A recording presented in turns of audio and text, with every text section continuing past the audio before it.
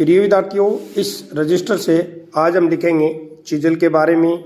Chisel की definition पढ़ेंगे, chisel कौन से मेटल की बनाई जाती है, चीजल का साइज कैसे लिया जाता है और चीजल के कौन कौन से पार्ट होते हैं, टाइप्स ऑफ चीजल जो है वो कितने प्रकार की होती है।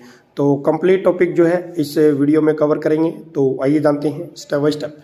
तो देखिए, सबसे पहले हम जानते हैं चीजल की डेफिनेशन। तो देखिए, इस तरीके से आपको लिखना है चीजल। चीजल को हिंदी के अंदर छेनी बोला जाता है, ठीक है। फिर आपको लिखना है इंट्रोडक्शन। चीजल क्या है? एक प्रकार का कटिंग टूल है। इसका प्रयोग कहाँ पे किया जाता है? ऐसे स्थानों पे किया जाता है जहाँ पे एक्से के द्वारा या फिर फाइल के द्वारा किसी भी मेटल को काटना मुश्किल हो, वहाँ पे चीजल का प्रयोग किया जाता है। या फिर चीजल का प्रयोग वहाँ किया जाता है जैसे किसी भी मेटल को दो भागों में या दो से अधिक भागों में कटिंग करना हो, ठीक है ना, वहाँ पे चीजल का प्रयोग किया जाता है। तो इस तरीके से आप इसकी डेफिनेशन लिख सकते हो। उसके बाद में चीजल जो है वो कौन से मेटल की बनाई जाती है, ठीक है ना। चीजल जो होती है मोस्टली आपकी हाई कार्बन स्टील की बनाई जाती है, लेकिन इसका जो पॉइंट जो होता है चीजल का आगे का, उसको हार्ड एंड टेम्पर कर दिया जाता है।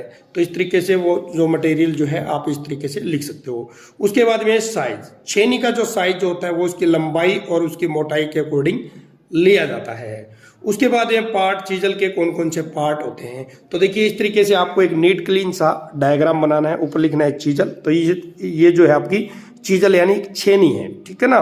तो छेनी के कौन कौन से भाग होते हैं? तो देखिए, इस भाग को हमें हेड बोलते हैं। तो एक नंबर पे इस तरीके से आपको हेड लिखना है। उसके बाद में है नंबर 2 पे बॉडी। तो ये इसकी क्या है? बॉडी है।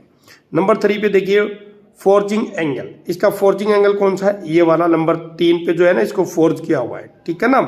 नंबर 4 पे आपका कटिंग एज, जहां से जो चीजल जो होती है कटिंग का कार्य करता है। तो नंबर 4 पे देखिए, ये जो आपका क्या है? कटिंग एज है, ठीक है। उसके बाद नंबर 5 पे कटिंग एंगल, ठीक है ना। तो 5 वाला क्या है? कटिंग एंगल जो है, क्योंकि अलग अलग मेटल के अनुसार अलग अलग कटिंग एंगल रखा जाता है। तो देखिए, ये एक लाइन और सी लगी हुई है ना, तो ये आपका क्या है? यहाँ पे कटिंग एंगल है, ठीक है ना। तो ये आपके क्या है? पार्ट थे। तो इस तरीके से आपको चीजल बनानी है। तो आइए अब जानते हैं टाइप्स ऑफ चीजल। तो देखिए, टाइप्स ऑफ जो चीजल जो है प्रिय विद्यार्थियों, ये आपकी मुख्य 2 प्रकार की होती है। तो इस तरीके से लिखना है टाइप्स ऑफ चीजल। चीजल मुख्य 2 प्रकार की होती है। हॉट चीजल होती है और एक होती है कोल्ड चीजल। एक गर्म छेनी और दूसरी होती है ठंडी चीजल, ठीक है ना। तो देखिए, जो हॉट चीजल जो होती है, यह छेनी अधिकतर ब्लैक स्मिथी शॉप में प्रयोग की जाती है। इसके द्वारा गर्म धातु को काटने में इसके मध्यम हथौड़ी की तरह एक सुराख होता है जिसमें हत्था लगा होता है। लोहे की ग्रिपिंग हैंडल लगाया जाता है। धातु को काटते समय इसके पॉइंट को पानी में बार बार ठंडा किया जाता है, इसलिए इसे हॉट चीजल कहते हैं, यानी गर्म चीजल कहते हैं। तो डायग्राम देखिए कैसा होता है हॉट चीजल का। इस तरीके से आपको डायग्राम बनाना है। जितने डायग्राम आप बनाओगे तो उससे आप बहुत ही जल्दी सीख पाओगे। तो ये क्या है? आपकी हॉट चीजल है। नीचे का क्या है? ये आपका कटिंग एज है। और जो मैंने डायरेक्ट किया ये क्या है? इसका कटिंग एंगल है, ठीक है ना।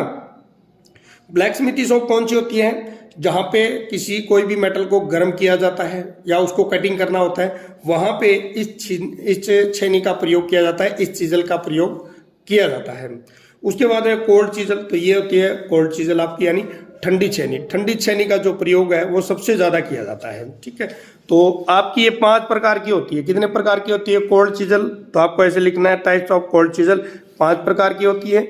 नंबर 1 आपकी ठंडी छेनी। इसका जो प्रयोग जो है सबसे अधिक किया जाता है, ठीक है ना। इसका एक सिरा हेड और दूसरा क्या किया जाता है? पॉइंट कहलाता है। और इसकी जो बॉडी जो होती है, ये देखिए मैंने लाइनिंग से बनाई होती है ना, ये आपकी या तो 6 भुज की मिलेगी या फिर 8 भुज की मिलेगी, ठीक है ना। तो इससे क्या होता है? ये ग्रिपिंग पकड़ने के लिए, इस छेनी के लिए यहाँ पे ये भुजा दी हुई होती है, ठीक है ना। सामान्य तौर पे ये जो प्रयोग किया जाता है, तो ये की जाती है आपकी लंबाई में 150 mm से 200 mm, यानी 6 इंची और 8 इंची जो है चीजल जो है अधिक प्रयोग की जाती है। कुछ छोटे कार्य करने के लिए भी इस चीजल का प्रयोग किया जाता है। तो वो होती है आपकी 50 mm से लेके 100 mm तक छेनी का प्रयोग किया जाता है। बात करते हैं कि इसका जो हेड जो है ऊपर वाला, देखिए मैंने भी यहाँ से हल्का हल्का सा चैम्फर किया हुआ था। ये कितने भी किया जाता है? ये 10 से 12 डिग्री पे इसको चैम्फर किया जाता है। तो ये भी आपको याद रखना है। चीजल का हेड जो है कितने डिग्री पे चैम्फर किया जाता है? ये 10 डिग्री से लेके 12 डिग्री तक, ठीक है ना। तो ऐसे आपको याद रखना है। उसके बाद में आपकी फ्लैट चीजल कौन सी है?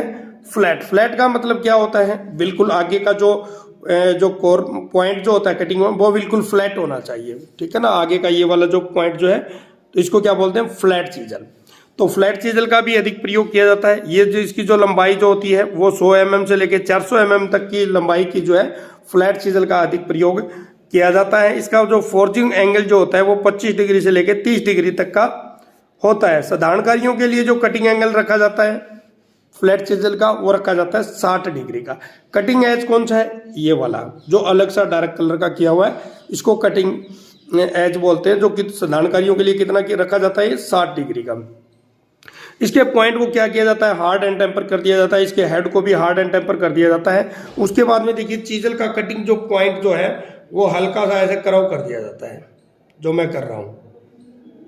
क्यों कर दिया जाता है, क्योंकि अगर बिल्कुल फ्लैट होगा तो ये हमारी जो सीट को अगर हम कटिंग कर रहे हैं, ठीक है ना, या किसी भी मेटल को कटिंग कर रहे हैं तो ये बिल्कुल सीधा टिकेगा। सीधा टिकने की वजह से वो कटिंग अच्छे तरीके से नहीं कर पाएगा।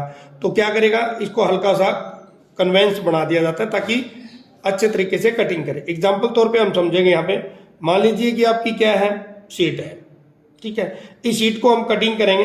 अगर आपने चीजल का आगे का भाग बिल्कुल प्लेन है तो चीजल क्या टिकेगी, पूरी टिकेगी। इससे क्या है कि चीजल अंदर जो है वो नहीं जा पाएगी, ठीक है ना, क्योंकि बेंड कर देगा, क्योंकि आगे का बिल्कुल जो पॉइंट जो है बिल्कुल नुकीला है और लेकिन लंबाई में बिल्कुल समांतर है। अगर आपने हल्का सा कर्व किया हुआ है, हल्की सी चोट मारेंगे, बस इतना का टिकेगा, चोट मारेंगे तो अंदर चली जाएगा। अंदर जाने के बाद में वो जल्दी जल्दी उसको कटिंग करेगा। तो इसलिए नीचे का जो पॉइंट जो है हल्का सा कर्व में करना भी जरूरी होता है। तो ये तो थी आपकी फ्लैट चीजल। उसके बाद में है क्रॉस कट चीजल। इस चीजल, इसे कैप चीजल भी कहते हैं। यह अधिकतर चाबी मार्क बनाने के लिए काम आती है, चोर्स नालियां बनाने के लिए, झिरियां बनाने के लिए। इसका कटिंग है चौड़ाई में फेस 12 mm और लंबाई में 100 से 400 mm तक की होती है। इसका कटिंग एज पीछे का भाग कम चौड़ा होता है, ठीक है ना। तो इसका डायग्राम देख लेते हैं भी किस तरीके का ये बना हुआ होता है। वो इस तरीके की होती है, ठीक है ना। इसका भाग जो है यहाँ से 12 mm चौड़ा होता है, ठीक है ना, कीवे काटने के लिए, ठीक है ना, झिरी काटने के लिए क्रॉस कट चीजल का प्रयोग किया जाता है। उसके बाद में आपका हाफ राउंड नोच चीजल नंबर 3 पे कहाँ पे है, ये वाली है। हाफ राउंड नोच चीजल का मतलब देखिए आगे का जो पॉइंट जो है बिल्कुल एक कलम की तरह, जैसे कलम होती है ना, इस तरीके से आगे से यहाँ से आपको दिखाई देता है। ये इस तरीके से होता है, थोड़ा सा बड़ा हो रहा होगा ये ना, नोज की तरह ही। तो इसका प्रयोग जो ऑयल की जो नालियाँ होती है, तेल की जो नालियाँ होती है उसके अंदर चिपिंग करने के लिए हाफ राउंड नोच चीजल का प्रयोग किया जाता है। इसका फोर्जिंग कोण 30 डिग्री और कटिंग कोण 35 से 40 डिग्री होता है।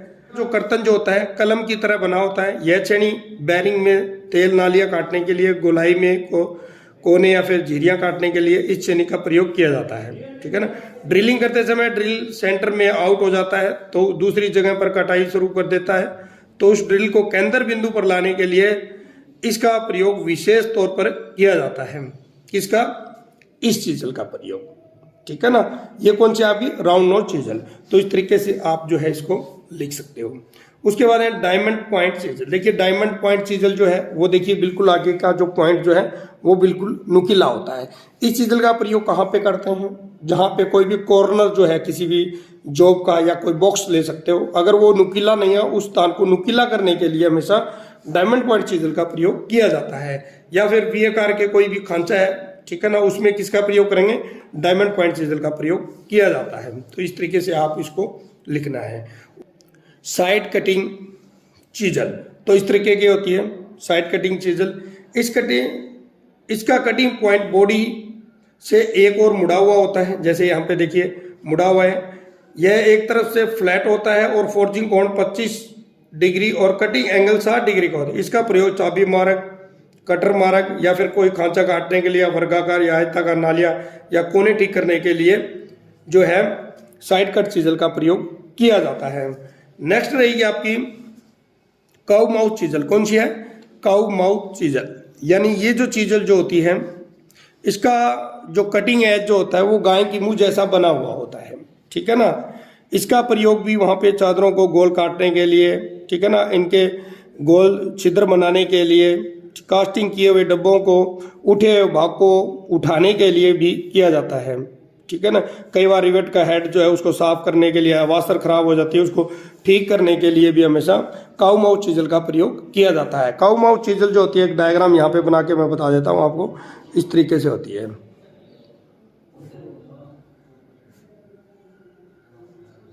ठीक है ना। तो ये जो पॉइंट जो होता है ना, इसका प्रयोग जो किया जाता है। तो प्रिय विद्यार्थियों, चीजल के बारे में हमने पढ़ लिया है भी, चीजल क्या होती है, कौन से मेटल की चीजल बनाई जाती है। तो उसके बाद में है आपका चिपिंग के बारे में। ठीक है ना। चिपिंग किसे कहते हैं? तो देखिए, एक तो होता है आपका चिपिंग करना, एक होता है चीजिंग करना। ठीक है ना।